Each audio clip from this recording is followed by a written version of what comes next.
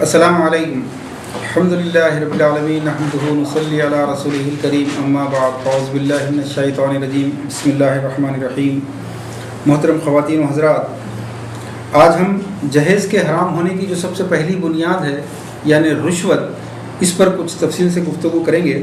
جہیز کا نام چاہے جو بھی ہو، اس کو حیدرآباد دکن میں جوڑا گھوڑا کہا جاتا ہے، اس کو کیرلا، مدراس اور تامل ناڈو وغیرہ کے اندر اس کو استری دھنم کہا جاتا ہے، اس کو شمالی ہندوستان میں ہنڈا یا ہنڈا کہا جاتا ہے،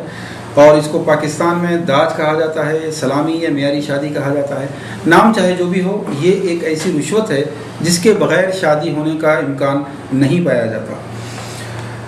رشوت دراصل لفظ ریشہ سے مشتق ہے. ریشہ کے معنی ہوتے ہیں، اس کے دو معنی ہیں. ایک تو یہ کہ ڈول کی وہ رسی جس سے پانی کھینچا جاتا ہے، اور اس کے ایک اور معنی ہے وہ پتھر جو کسی نالی یا موری کا منہ بند کرنے کے لیے استعمال کیا جاتا ہے. اور اسی بنیاد پر یہ رشوت، جہیز اس بنیاد پر رشوت ہے کہ ایک امیر باپ اپنی کم خوبصورت اور کم تعلیم یافتہ لڑکی کو بھی بہت آسانی کے ساتھ بیاہ دیتا ہے، جبکہ اس کے مقابلے میں ایک قابل اور خوبصورت لڑکی کئی سال شادی کا انتظار کرتی ہے اور آخری میں ایک معمولی انسان سے اس کی شادی کرنی پڑتی ہے. وجہ یہ ہوتی ہے کہ ایک امیر آدمی زیادہ سے زیادہ مال خرچ کرتا ہے، زیادہ سے زیادہ وداعی کے دن کا کھانا کھلا سکتا ہے، اور اس کی لڑکی کی شادی ہو جاتی ہے. اور یہ رشوت اگر آپ اس پتھر کے معنوں میں لیں جو نالی یا موری کا منہ بند کرنے کے لیے استعمال ہوتا، تو آپ کو اس کی صحیح تعبیر اس وقت نظر آئے گی کہ ہر ماں باپ کو، لڑکی کے ماں باپ کو سب سے پہلے یہ خوف ہوتا ہے کہ اگر جہیز میں کوئی کمی ہو تو ان کی ساسیں اور ننندیں لڑکی کا جینا دوبھر کر دیتی ہیں. اس لیے ان کا منہ بند کرنے کے لیے جو چیز استعمال کی جاتی ہے وہ ہوتی ہے رشوت، وہ ہوتا ہے جہیز، وہ ہوتا ہے جوڑا گھوڑا. آپ نے دیکھا ہوگا کہ جہاز میں یا کالج کے اندر سیٹ کے لیے آپ کو رشوت دینی پڑتی ہے. جب آپ رشوت دیتے ہیں تو آپ کی سیٹ بک ہو جاتی ہے. اسی طریقے سے جس جگہ شادی ہونی ہے، لڑکے کے گھر میں ایک سیٹ خالی ہے لڑکی کی، اب اس سیٹ کے لیے کئی لوگ اپلائی کرتے ہیں. جو زیادہ سے زیادہ مال خرچ کرتا ہے اس کو وہ سیٹ مل جاتی ہے. لوگ کہتے ہیں کہ جی لڑکی بہت خوبصورت چاہیے، لڑکی گریجویٹ چاہیے اور فلاں فلاں چاہیے. لیکن جب جا کر دیکھتے ہیں تو پتہ چلتا ہے لڑکی خوبصورت نہیں ہے. لیکن جب باتوں میں یہ بات آ جاتی ہے کہ ہم نے بڑی لڑکی کو بنجارہ ہلز میں یا ڈیفنس کالونی میں ایک فلیٹ دیا تھا، تو دیکھیے 25 لاکھ یا 50 لاکھ جب کیلکولیشن میں آتے ہیں تو وہ خوبصورتی کے اوپر کمپرومائز ہوتا ہے. یہ ہے رشوت. جس طریقے سے ایک پولیس والا یا کوئی بھی سرکاری افسر رشوت لیے بغیر کسی قیدی کو نہیں چھوڑتا یا فائل کو پاس ہونے نہیں دیتا، کیا آپ نے کبھی ایسا دیکھا ہے کہ کوئی پولیس والا بغیر نقد رقم وصول کیے کسی قیدی کو چھوڑا ہو؟ یا کئی ڈاکٹر جو رشوت لیتے ہیں وہ آپریشن تھیٹر میں جب تک کہ دروازے پر ہی پوری رشوت وصول نہ ہو جائے وہ آپریشن نہیں کرتے. اسی طریقے سے یہ جہیز کا کاروبار کرنے والے شادی سے پہلے جتنا مال اور جہیز کا وعدہ کیا گیا ہے اگر وہ پورا ان کو نہ ملے تو وہ شادی کی تاریخ طے ہونے نہیں دیتے. تو عزیزان محترم، یہ ہے رشوت. آپ کسی بھی رشتہ لگانے والے کے آفس جائیے، آپ کو پتہ چل جائے گا. جانے کے بعد وہ سب سے پہلے آپ سے پوچھتا ہے کہ آپ کتنا خرچ کر سکتے ہیں، اس حساب سے آپ کو وہ رشتے بتاتا ہے. مولانا مجاہد الاسلام خاتمی صاحب نے امارت شریعہ بہار کے فتووں میں سے ایک فتویٰ نقل کیا ہے جو کہ فتاوی عبدالحی میں موجود ہے کہ رسول اللہ صلی اللہ علیہ وسلم کی اس حدیث کے لانا رسول اللہ الراشی والمرتشی، کہ اللہ کے رسول نے رشوت دینے والے اور رشوت لینے والے دونوں پر لعنت فرمائی ہے. اس حدیث کی روشنی میں جہیز کے ضمن میں یہ فرمایا کہ وہ من الرشوہ، کہ یہ بھی رشوت ہے، ما اخذہ ولی الامرا، جو کہ لڑکی کا باپ یا لڑکی کا ولی وصول کرتا ہے قبل نکاح سے پہلے، اذا کان بسؤال او کان آتاہ الزوج بنا علی عدم، چاہے مرد وہ خوشی سے دے یا زبردستی دے. اگر اس کے پیچھے یہ نیت ہے کہ اگر یہ لڑکی کے مہر کے علاوہ کچھ اور نہیں دے گا تو رشتہ نہیں ہوگا، تو وہ رشوت کی تعریف میں آتا ہے. کچھ لوگوں نے اس کو ہدیہ یا تحفہ دینے کے نام پر جائز کیا. یہ جتنے لوگ ہوتے ہیں،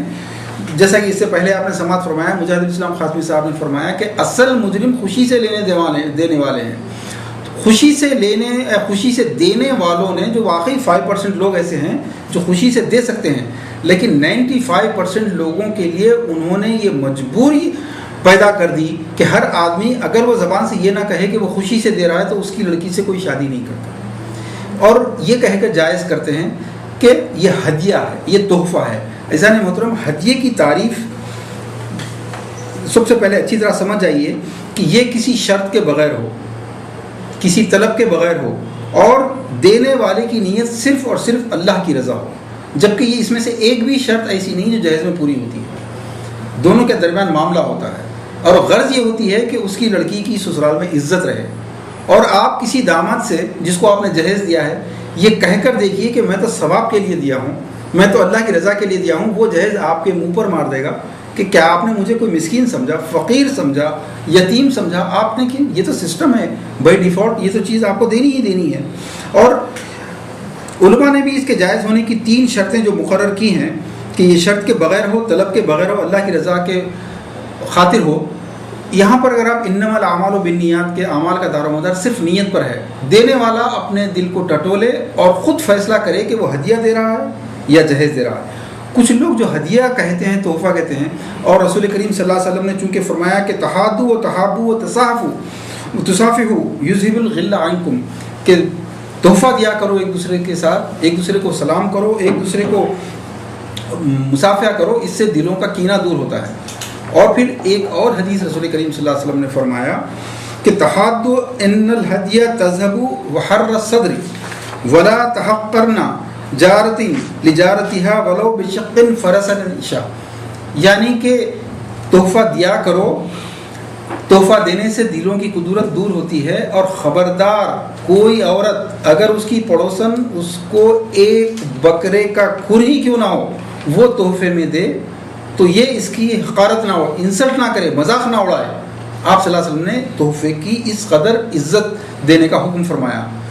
آج جتنا جہیز دیا جاتا ہے، یہ جو ہماری بزرگ خواتین ہیں انتہائی قابل عزت ہوتی ہیں، قابل احترام ہوتی ہیں، عظمت والی خواتین ہوتی ہیں، لیکن ان شادیوں میں سب سے زیادہ جہیز پر انگلی اٹھانے والی، اس میں کمزوریاں نکالنے والی، اس میں کیڑے نکالنے والی، لڑکی کے والدین کو بددل کرنے والی، ان کو زیادہ سے زیادہ دینے پر مجبور کرنے والی یہی خواتین ہوتی ہیں جو اس ہدیے یا تحفے کا مذاق اڑاتی ہیں، جس کی بنا پر اس کو ہدیہ یا تحفہ کسی بھی قیمت پر نہیں کہا جا سکتا۔ اور جو لوگ اس کو ہدیہ اور تحفہ کہتے ہیں اور رسول اللہ صلی اللہ علیہ وسلم کی حدیث کا حوالہ دیتے ہیں، ان سے ایک سوال ہے کہ خود رسول کریم صلی اللہ علیہ وسلم کا ہدیہ اور تحفہ لینے کے بارے میں کیا رویہ تھا؟ آپ صلی اللہ علیہ وسلم نے جب بھی کسی نے آپ کو تحفہ دیا، آپ نے اس سے بہتر تحفہ لوٹایا۔ اب مجھے کوئی داماد یا اس کے گھر والے یہ بتائیں کہ اگر یہ جہیز ہدیہ یا تحفے کے طور پر قبول کیا گیا ہے جو 10 لاکھ کا تھا، تو کیا ان لوگوں نے 20 لاکھ کبھی لوٹائے ان لوگوں کو؟ ایسا کبھی نہیں ہوا۔ اور